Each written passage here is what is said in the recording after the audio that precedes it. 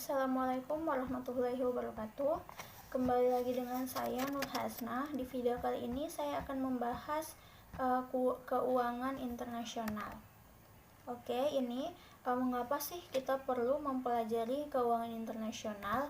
Karena kondisi perekonomian dunia yang terintegrasi dan mengglobal. Yang kedua adalah liberalisasi perdagangan internasional itu mempengaruhi pola produksi dan konsumsi. Alasan yang ketiga itu mempermudah investor untuk mendiversifikasikan portofolio investasi. Jadi mendiversifikasikan itu dibagi-bagi, misalnya investasinya bisa investasi di negara satu, bisa investasi di negara dua, dan seterusnya. Yang ketiga adalah munculnya risiko kurs mata uang asing.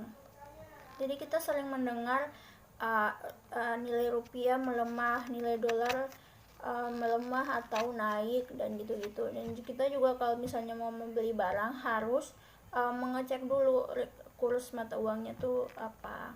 Terus yang ketiga adalah ketidaksempurnaan pasar. Dalam ilmu ekonomi, pasar itu kan dibagi menjadi dua. Pasar tidak sempurna dan pasar sempurna, dan pasar persaingan sempurna. Nah, dalam hal ini pasar itu tidak selalu sempurna, karena misalnya dalam perdagangan internasional pasti ada hambatan seperti pajak, pembatasan barang masuk, dan lain-lain. Selanjutnya adalah perluasan kesempatan. Nah, perluasan kesempatan ini memudahkan perusahaan di dalam maupun luar negeri untuk bisa memperluas pasar. Selanjutnya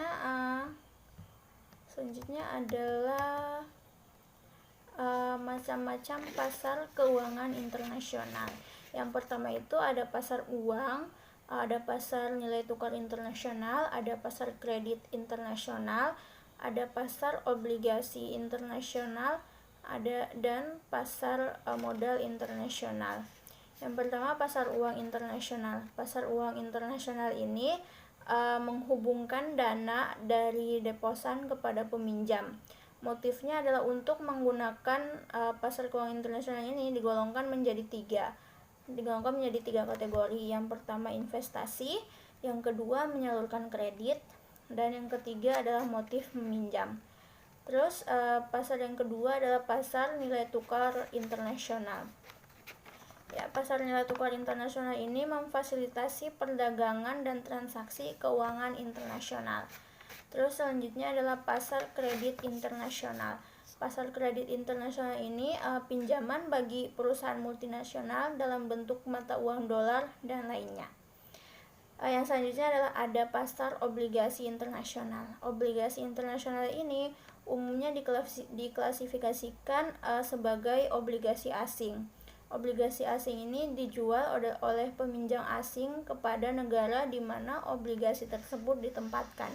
Pada beberapa kasus, satu perusahaan dapat menjual berbagai jenis obligasi di berbagai negara. Terus yang terakhir ada pasar modal internasional.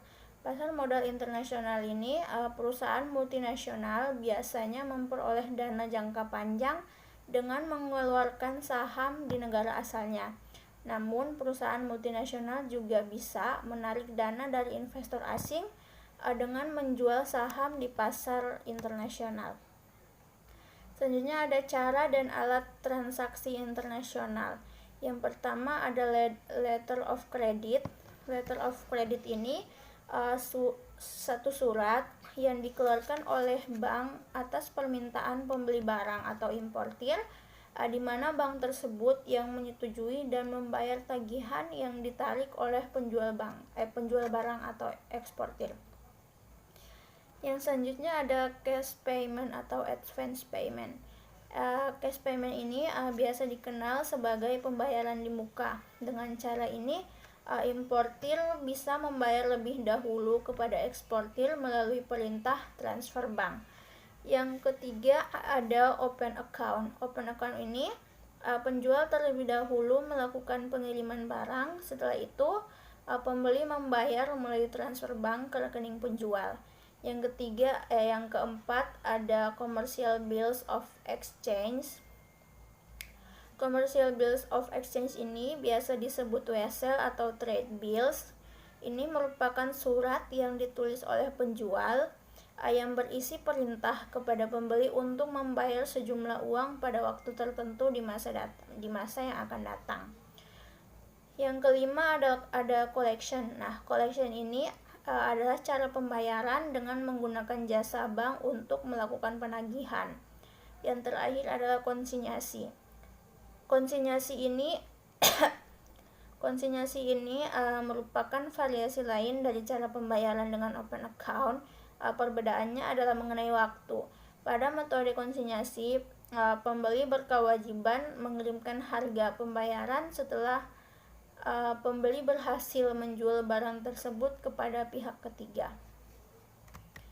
Ya, sampai situ saja yang bisa saya jelaskan. Kurang lebihnya mohon maaf. Wassalamualaikum warahmatullahi wabarakatuh.